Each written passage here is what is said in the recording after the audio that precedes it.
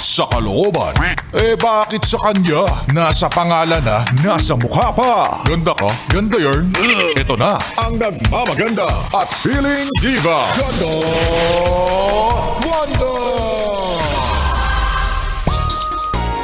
Yes, Bran! Kung tadhana na ang nagsabi na tayo ay para sa isa't isa, bakit tatanggi ka pa? Alam mo kapag ganyan, para kang nagtampo sa grasya. Wow! Binibigay ko na nga sa'yo ng buong buo ang aking sarili.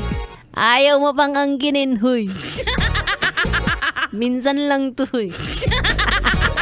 Anyway, mga yes friend, it's me, it's your girl, DJ Ganda Wanda. Kasama niyo na dito sa 101.1 Yes FM. At eto na nga, January 84 na, taray. Grabe, sakop na ng January ang buong taon na ito. Ikaw ba, marami ka na bang nagawa sa buwan na ito? O para sa mga taong masisipag, mahaba na ang buwan ng Enero. Paano pa dun sa mga taong tamad? Shoutout sa mga kabataan dyan. Manong ulam.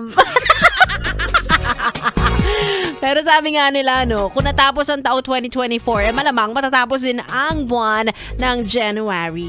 Ano ba ngayon? 30 pa lang. May isang araw pa. Diyos me. Ano na, itong yes friend ko wala na. Araw-araw na lang itlog na lang ang ulam. Hindi pa rin sumisweldo. Nakakaloka, pasahurin nyo naman yan, hoy.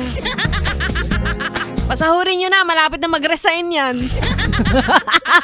Anyway, wala naman tayong magagawa kundi antayin ang katapusan. Pero samahan mo muna ako, yes friend, hanggang alas 9 na ang gabi. Again, it's me, Ganda Wanda. At kayo ay nakadutok dito lang sa stasyong number 1, yes naman! Sa kalokohan. 101.1, yes, FM, solid!